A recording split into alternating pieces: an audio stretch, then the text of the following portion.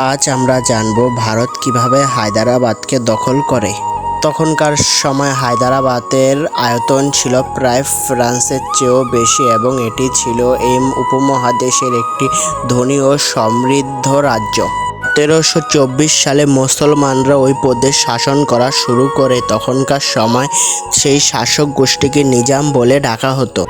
1947 সালে ভারত ব্রিটিশদের থেকে স্বাধীন হওয়ার পর হায়দ্রাবাদ ছিল একটি ব্রিটিশদের স্বায়ত্তশাসিত অঞ্চল।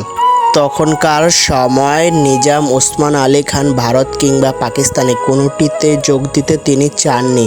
তিনি একটি নিজস্ব আলাদা রাজ্য গড়ে তুলতে চেয়েছিলেন। এমনকি দেশটি সেই সময় জাতিসংঘের সদস্যপদ লাভ করার জন্য জাতিসংঘে আবেদন করেছিল। তবে সেই সময় ভারতের রাজনীতিবিদদের মধ্যে সর্দার ভাই প্যাটেল হায়দ্রাবাদকে একটি যন্ত্রণা হিসাবে চিহ্নিত করেছিলেন। তবে ওই অঞ্চলে সে সময় হিন্দু সংখ্যাগরিষ্ঠ জনগণ বেশি থাকলেও উঁচু উঁচু সরকারি কর্মকর্তা ছিল মুসলিম জনগণ। তবে সে সময় ভারত একটি সুযোগ খুঁজছিল কিভাবে এই হায়দ্রাবাদকে দখল করে যায়। তারা ভাবে হায়দ্রাবাদে তো হিন্দুরা সংখ্যাগরিষ্ঠ এবং সেখানে তারা একটি বিদ্রোহ তৈরি করার চেষ্টা করে এবং সেখানে মুসলমান শাসকদের কিছু ভুল ছিল, তারা হিন্দুদের উপর অত্যাধিক অত্যাচার করে। এবং তবে সে সময় হায়দ্রাবাদের নিজামের একটি বিশেষ বাহিনী ছিল, সেই বাহিনীকে রাজাকার বলে ডাকা হতো।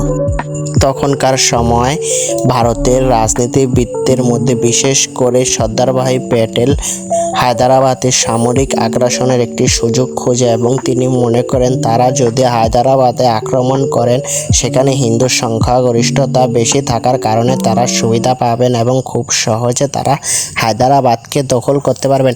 এই কারণে তারা একটি অপারেশন শুরু করেন যার নাম পোলো। 1948 সালের 13 সেপ্টেম্বর ভারত সামরিক অভিযান শুরু করে হায়দ্রাবাদে।